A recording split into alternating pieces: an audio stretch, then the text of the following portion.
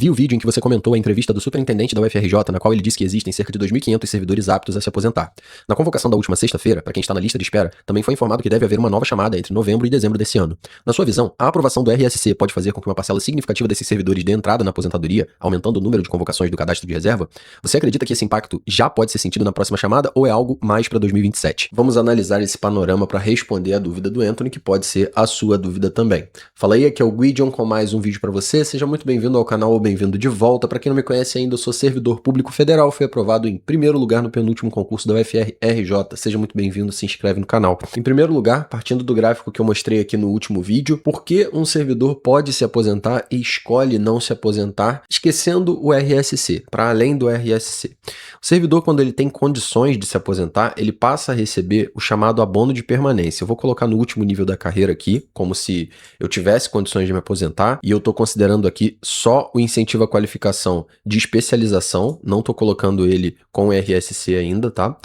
E aí eu vou em Previdência e eu ativo aqui o abono de permanência, ó. E o que é o abono de permanência? É um valor pago para o servidor que já tem condições de se aposentar para ele continuar trabalhando. E a lógica para isso fazer sentido para o governo é que ele paga uma fração do que ele pagaria para um novo servidor executar aquela função. Então o servidor que já pode se aposentar e decide continuar trabalhando, ele deixa de pagar a contribuição previdenciária. Esse abono que a pessoa recebe vai ser nesse valor aqui, ó. Se a gente ativar no simulador, dá para ver que muda o salário líquido aqui, porém, aumenta um pouco o imposto de renda, né? Vou desativar e ativar aqui, ó. Apenas com tempo de serviço em minha pós-graduação, teria um bruto de 10 mil, salário líquido de cerca de 7.900. Com o abono de permanência, eu continuo trabalhando e eu passo para um bruto de 11 mil com um líquido de aproximadamente 8.700. Como você sabe, aqui no canal eu não gosto de me limitar ao que foi falado, não duvidando do que o superintendente falou, claro, mas eu gosto de mostrar para você que está pesquisando sobre outros concursos, né, tem uma situação peculiar aí no seu estado, como ir atrás dessa informação e consultar a situação do seu IFE, da sua universidade, e é nesse portal aqui, ó, painel estatístico de pessoal. Aqui a gente consegue clicar em servidores e depois em abono de permanência. E aqui embaixo, normalmente vem por órgão superior, ele vai mostrar o Ministério da Educação, o Ministério da Saúde. Você clica em órgão e procura a universidade ou instituto que você está pesquisando. No caso aqui, estamos falando da UFRJ. A gente vê que no mês de dezembro, quando essa entrevista foi dada, estávamos com um número de 2.475 servidores recebendo esse abono de permanência, ou seja, aptos a se aposentar. Mas aqui é importante lembrar que a gente está falando de uma universidade gigante, que tem muito professor também, professor e servidor. Então ele está entrando nessa contagem. E tem uma outra forma da gente visualizar esse número, vindo mais para a realidade da carreira TAI e até olhando para um cargo em específico. É isso que a gente vai fazer agora. Em vez de clicar em servidores nesse painel, eu vou clicar em aposentadorias. Eu clico em anual para ver a média de aposentadorias por ano. E aqui eu escolho o meu órgão. Aqui embaixo já aparece a UFRJ, tá vendo? Aqui em cima eu clico no mês. Agora sim, a gente visualiza que o cargo com mais aposentadorias nos últimos anos foi o de professor e o segundo cargo é o de assistente em administração. Então vamos clicar no assistente em administração para visualizar só o que aconteceu dentro da carreira TAI. E aqui a gente tem um cenário dos últimos 10 anos, desde 2017, todas as aposentadorias de assistente em administração na UFRJ. É por isso que tem tanta vaga, todo concurso eles eram cadastro, porque a rotatividade já é de cerca de 40, 50 aposentadorias por ano. E aí você soma aí os desligamentos, que são os assistentes que passam para administrador, que passam para um tribunal, que vão para outro concurso, que vão fazer outra coisa da vida. Então você tem aqui cerca de 80 pessoas por ano saindo da UFRJ. Claro, essa rotatividade só é possível porque a gente está falando de uma universidade com mais de 1.500 assistentes em administração no total.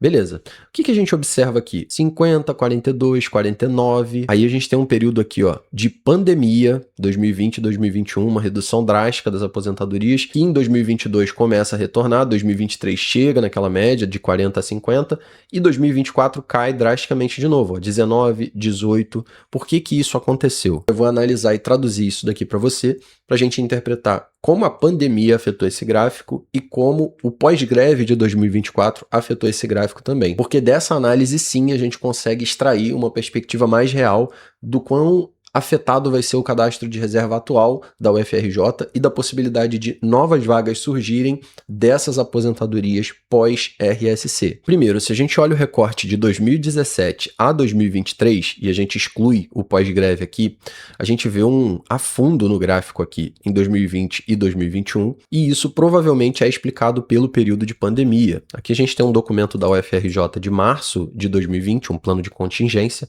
Nesse plano, se você escreve home office aqui na busca, você vai perceber que uma das medidas de contingência foi o levantamento de docentes, discentes e técnico-administrativos de grupos vulneráveis, né, idosos, cardiopatas, pneumopatas, com vistas à realização de atividades em home office. Ou seja, home office começa em março de 2020 e ele se encerra completamente na UFRJ em abril de 2022, através da portaria 117, que estabeleceu orientações quanto ao retorno pleno das atividades presenciais no âmbito da UFRJ, no contexto do estado de emergência de saúde pública decorrente da pandemia de Covid. Ou seja, o que a gente tem é uma média de 40 a 50 aposentadorias por ano, que volta para essa média em 2023, mas que em 2020 e 2021, com esses servidores idosos com condições de aposentar, recebendo abono permanência na época, muita gente que poderia se aposentar, mas foi para o home office nesse período, adiou a aposentadoria ali no período da pandemia e voltou a se aposentar em 2022, 2023. Ainda assim tem um déficit aqui, né? Um acúmulo. Talvez dê uma sobrevida para a carreira de algumas pessoas que decidiram ficar mais tempo recebendo ali o abono de permanência. Então, se a gente for pensar nessa média,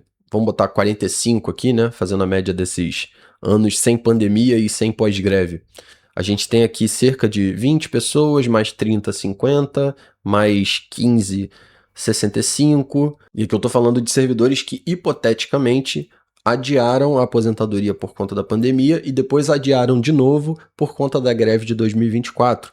No pós-greve, se a gente olha para 2024, 2025 e 2026, dá para a gente pensar em 50 vagas adicionais aqui. Então a gente está falando de cerca de 100 pessoas que deixaram de se aposentar de 2020 para cá, seja por conta da pandemia, seja por conta do RSC, e que podem vir a se aposentar ainda em 2026, mas com certeza ao longo de 2027, com o RSC implementado no contra-cheque, sobretudo os servidores que têm paridade e que levam isso para a aposentadoria. E lembrando, o impacto maior é no servidor que tem paridade, porque a partir do momento que o RSC entra no contra-cheque dele, ele leva automaticamente esse valor para a aposentadoria. Então essa pessoa com certeza está esperando o RSC para se aposentar. Pessoa que, por exemplo, já está aposentada hoje e tem paridade, ela pode conseguir na justiça depois ganhar o RSC e incluir no seu contra-cheque se ela cumpre os requisitos ali, mas fato é, não está na lei, vai dar mais trabalho, vai demorar mais, é um dinheiro que você pode demorar anos para receber, sabe que a justiça é lenta, né?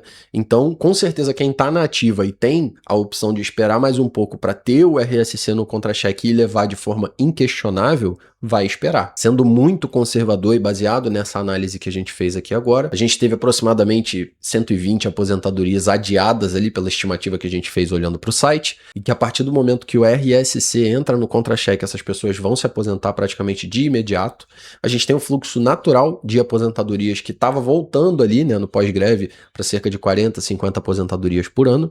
Então a gente pode falar de 40 mais 50, mas o percentual dessas pessoas que o RSC tanto faz como tanto fez, porque não vai impactar na média. Por outro lado, para fechar o vídeo aqui com o máximo de informação possível nesse sentido, a gente tem os desligamentos por outros motivos, né? Posse em outro cargo inacumulável, por exemplo, quando a pessoa passa em outro concurso.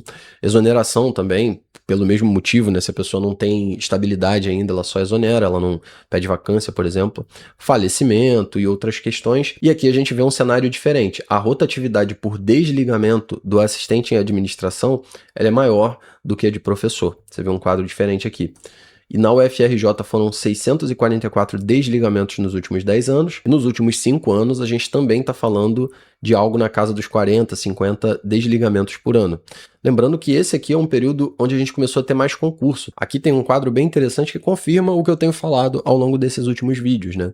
A gente vê que 2012, 47 desligamentos, 2013, 37, 46, 39 e vai caindo a partir de 2016, 37, 16, 16, até 2020 a gente vê uma baixa. A gente, apesar de ter uma carreira melhor, quando eu entrei, por exemplo, em 2015, eu ganhava o equivalente a quase 3 salários mínimos. Hoje em dia, O salário está bem mais baixo do que isso. Mas assim, a carreira era melhor do ponto de vista de poder aquisitivo, e mesmo assim a gente tinha lá, ó, 46 desligamentos, 39 desligamentos, e esse número foi caindo, ó, 2016, 17, 18. Por que que teve menos desligamento aqui? Olha o maior motivo de desligamento: posse em outro cargo inacumulável. Então nesse período não tinha concurso, não tinha vaga, as pessoas não saíam, obviamente. 2017, 2018, 2020, 3 anos que a gente teve 16 saídas só da UFRJ. Então desde Temer lá, daquele cenário de extinção de um monte de vaga, de vedar o provimento de um monte de outros cargos, a gente começou a ter menos concurso, aí agora a gente tem criação de novos cargos, CNU, transformação de cargos,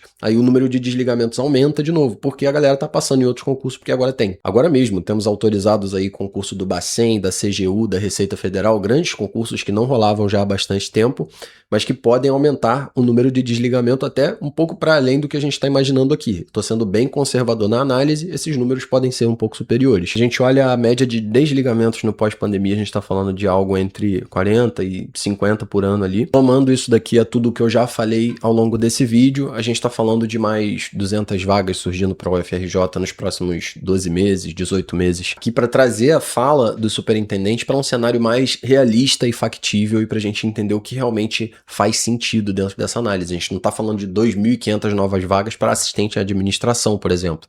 Está falando num cenário conservador, como eu mostrei aqui, pode ser até mais, de 200 vagas talvez, desconsiderando, obviamente, todas as novas vagas criadas por transformação, criadas esse ano, as 25 mil novas vagas criadas por todo o Serviço Federal, né, que foram distribuídas ali também para as universidades e institutos. Se você não assistiu, vou deixar na tela final aqui o vídeo onde eu falo dessas portarias. Espero que você tenha gostado do vídeo, que eu tenha esclarecido bastante. Deixe seu comentário aqui, porque o vídeo continua nos comentários.